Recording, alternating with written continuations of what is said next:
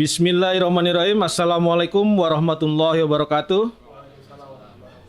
Bro and sis, kali ini kita berkunjung nih Mulhandi TV ke rumah Bapak Ka'ban lagi. Beliau nih sekarang salah satu dari Wakil Ketua Umum Dewan Syuro Partai Umat. Nah, tema kita kali ini bincang santai ya tentang kaum milenial dalam politik, bagaimana Partai Umat memandang tentang cara pandang milenial. Yang kita paham milenial ini umumnya dikenal apolitis, tapi mungkin ada yang sepakat ada yang tidak, karena banyak juga anak-anak muda ini aktif di dunia politik. Tetapi yang kita harapkan mungkin pandangan tokoh yang kita datangin ini, jangan sampai anak muda ini salah dalam memilih, ya kan, tokoh atau figur bahkan partai yang kira-kira justru di perjalanannya tidak menunjang daripada kita anak muda memajukan bangsa Indonesia. Nah, oke, ini kita bersama Pak Dr. MS Ka'ban. Beliau dulu salah satu pernah menjadi Ketua Umum Partai Bulan Bintang, aktif di Dewan Dakwah. Ini agak menarik nih, kok mau bersatu dengan Partai Umat. Yang kita lihat Pak Amin Rais adalah mantan Ketua Umum Muhammadiyah. Nah, Muhammadiyah dan Dewan Dakwah kali ini bersatu. Ini kalau kita ingat memori Mas Sumi, ini sudah terwakili dengan adanya hadirnya beliau kan gitu ya kan. Hadirnya beliau nih, memori itu satu masuk, ya kan. Kedua, Partai Umat ini berideologi Islam, ya kan. Jelas Islam, Islam yang keumatan, rahmatan lil alamin, dipertegas oleh Pak Amin sebagai yang menegakkan keadilan, mengurangi kezaliman, ya kan, melawan kezaliman. Tentu kita sebagai orang Islam punya kewajiban amar ma'ruf nahi mungkar. Nah, ini Bang Ka'ban mungkin tokoh yang kita angkat tentang milenial pernah muda juga, ya kan, bahkan pernah menduduki jadi Menteri Kehutanan.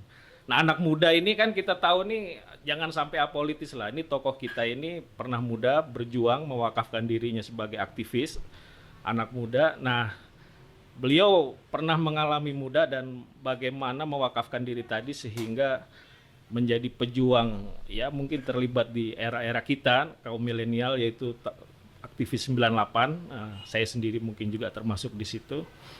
Nah, mungkin Bang Ka'ban cerita nih perjalanan kita, tahu dulu, jangan kita cerita Dewan Dakwahnya dulu. Mungkin selama beliau jadi kehutanan kira-kira ada nggak terobosan?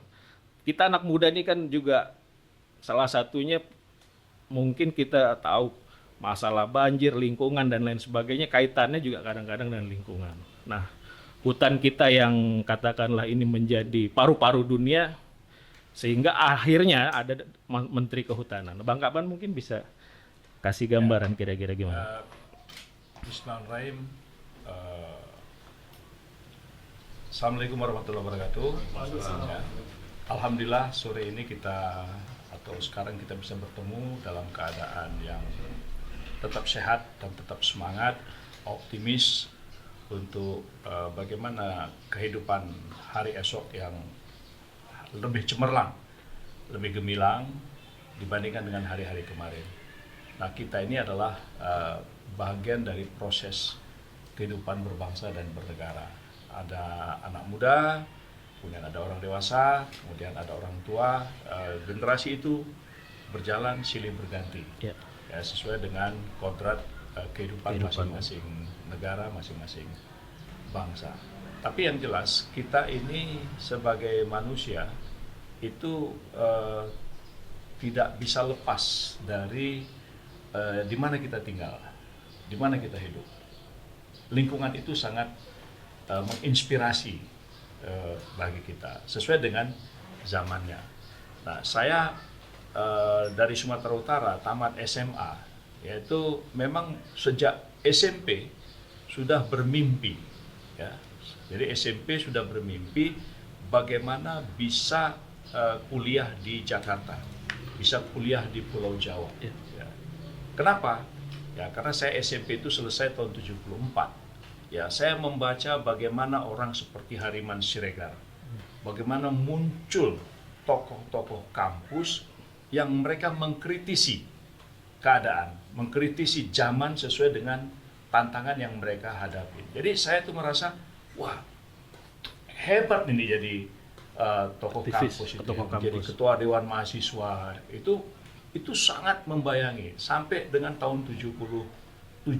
Jadi saya dari SMP sampai ke SMA itu melihat dan membaca media bagaimana tokoh-tokoh aktivis mereka kuliah, mereka menyuarakan suara-suara keadilan, suara-suara kebenaran, mengkritisi pemerintah pada saat itu, ya, sampai juga kita membaca bagaimana peristiwa yang dialami oleh Malari misalnya. Begitu juga peristiwa Kampus Kuning tahun 78, bagaimana tulisan-tulisan di bawah sepatu Lars itu mempengaruhi cara berpikir. Nah, jadi akhirnya walaupun waktu itu orang tua saya tidak setuju saya kuliah di Pulau Jawa karena menganggap di Sumatera Utara masih banyak perguruan tinggi yang bagus, tapi saya tetap mengatakan enggak, saya ingin kuliah di Pulau Jawa. Nah, jadi itulah.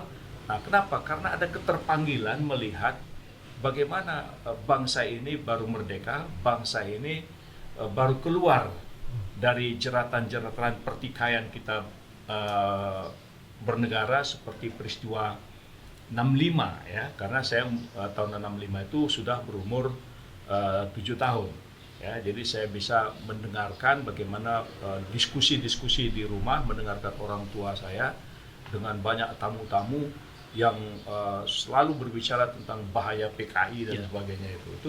Itu saya alami, ya, tahun 65 masih sudah berumur 7 tahun, ya. Nah, jadi dengan situasi-situasi seperti itu, ketika sampai di Jakarta, sampai saya tinggal di Bogor pertama kali, nah itu melihat kampus IPB Bogor pun diisi oleh aktivis-aktivis yang juga bersuara, gitu ya. Jadi saya melihat bahwa panggilan-panggilan, gitu, sebagai merasa bangga. Jadi ada sebuah kebanggaan kalau saya bisa jadi aktivis, gitu. Jadi ada kebanggaan gitu kalau saya bisa jadi aktivis. Nah, ternyata saya itu akhirnya terdampar di Jayabaya, ya kan? Terdampar di Jayabaya. Nah, ternyata di Jayabaya itu dinamikanya luar biasa. Luar biasa. Ya, dinamikanya luar biasa. Tadinya saya itu belum punya pilihan agama sampai akhirnya bisa memilih agama gitu. Luar biasa, iya. Ya, jadi tadinya saya tuh agama itu nggak jelas gitu kan. Karena orang tua saya membebaskan, kau mau pilih agamamu apa aja terserah, toh semua agama itu baik, itu bahasa orang tua saya gitu kan. Nah, sampai berproses lah, ya, di Jayabaya sampai akhirnya saya bisa menemukan gitu ya, saya menemukan pilihan, saya bersikap. Nah, inilah yang mewarnai, ya, mewarnai. Jadi saya setelah itu kemudian bergaul, bertemu dengan tokoh-tokoh dari kalangan-kalangan aktivis-aktivis Islam. Kemudian saya bisa bersentuhan dengan tokoh-tokoh nasional. Ya, boleh katakan hampir seluruh tokoh-tokoh nasional yang masih hidup pada zaman itu, saya sempat bertemu. Ya, sempat bertemu dan sempat mereka berdialog dan mereka bercerita tentang apa harus yang dilakukan kita setelah merdeka. Jadi merasa bahwa ada sesuatu yang harus dilakukan. Jadi sebagai anak muda, sebagai sebagai kaum muda, itu tidak, saya katakan dia mesti peduli, ya. Jadi semaju apapun sebuah zaman, Mesti ini wajib ya, Bang? Apa? Mesti ini wajib ya? Ya, itu harus. Harus, ya. Jadi kalau istilah zaman sekarang ada generasi milenial, ya, apakah generasi Z, apakah generasi apa, ada revolusi 4.0, whatever semua itu, tetapi jangan lupa bahwa proses regenerasi sebuah bangsa itu pasti terjadi. Itu kayak pepatah Arab mungkin, Bang, ya? Arab, kul ibda bi jamani. ya, jadi akan diciptakan sebuah generasi sesuai dengan pada zamannya. Nah, Jadi saya ingin mengatakan bahwa kita tidak boleh berhenti, ya, tidak boleh berhenti, jangan terpaku hanya kepada sebuah peradaban kemajuan teknologi, ya, karena teknologi itu hanya sesuai pada zamannya saja. Tapi yang paling penting adalah bagaimana kehidupan itu. Ya. Nah, ini peran kaum muda. Iya. Ya, ini peran kaum muda. Nah, saya kira peran kaum muda di dalam kehidupan itu sudah merupakan sudah merupakan perintah nubuah. Ya, artinya para nabi-nabi itu tampil muda. Muda. Ya, para nabi-nabi tampil muda. Nabi Yusuf, ya kan? Nabi Ibrahim, Nabi Musa itu muda-muda semua. Nah, kemudian yang paling menarik lagi cerita Ashabul Kahfi. Iya. Ya kan? Jadi kalau dikatakan sekarang ada milenial, generasi yang apalagi kita ada semacam bonus, ya, bonus demografi, ya, di mana ada anak muda antara umur 18 sampai dengan umur 45, 55 dan sebagainya. Itu adalah generasi bangsa yang dia akan menggantikan generasi hari ini. Pertanyaannya adalah apa yang dipersiapkan? Iya. Ya kan? Iya. Apa yang dipersiapkan untuk kehidupan yang kita cita-citakan itu, gitu. Di tengah-tengah tantangan-tantangan eksternal global yang terus mempengaruhi atau memperangkap kita, ya, karena di dunia ini kan dua aja, ya, menjadi pengikut atau menjadi orang yang memimpin. Ya, jadi generasi milenial inilah yang harus tertanam. Mereka harus menciptakan bangsa ini, peradaban ini harus lebih baik. Nah, jadi saya sebagai orang yang, ya, saya menikmati, ya, bersyukur dulu sempat mendapatkan training dari pendiri Republik.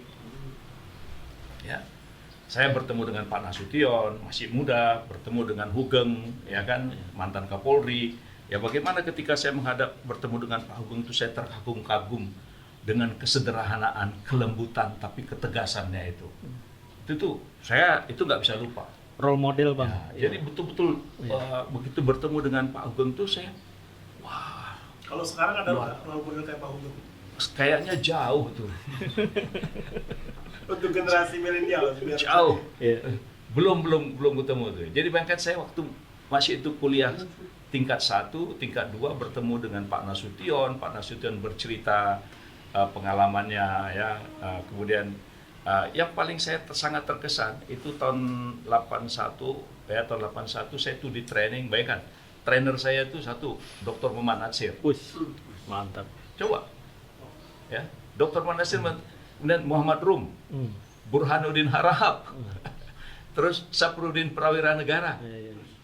Bayangkan itu, ya, tokoh-tokoh tuh, mereka mau mentransfer semangat pada anak-anak muda. Hari ini ada nggak tokoh-tokoh bangsa yang... Menurut saya itu yang hilang. Tapi Partai Umat kayaknya banyak. Nah, itu yang hilang. Jadi saya itu di-training oleh mereka. Jadi mereka bercerita apa sebenarnya cita-cita membangun negara ini. Tapi ada yang menarik ketika saya ngobrol dengan Pak Natsir itu, ketika saya singgung Bung Karno, kan saya baca juga bahwa Pak Natsir itu pernah dipenjarakan oleh Bung Karno. Tapi Pak Natsir ketika saya singgung itu, dia tidak ada berbicara tentang sakit hati. Coba. Luar biasa. Ya, jadi, nah kemudian dia mengatakan, kalian kalau mau jadi politisi, dia bilang sama saya, waktu itu masih mahasiswa, ya, berpolitik tuh jangan bawa ke hati, dia bilang. Jadi saya bisa membayangkan. Tadinya saya berharap Pak Natsir itu berkomentar bahwa Bung Karno tuh dengan bahasa ya, nggak ada tuh kata-kata yang menyudutkan. Nah, cuman bahasanya Pak Bung Karno itu kepemimpinannya diktator gitu aja, gitu kan. Nah, itu kan kita sudah tahu. Iya. Nah, jadi inilah keterpanggilan, ya, dalam konteks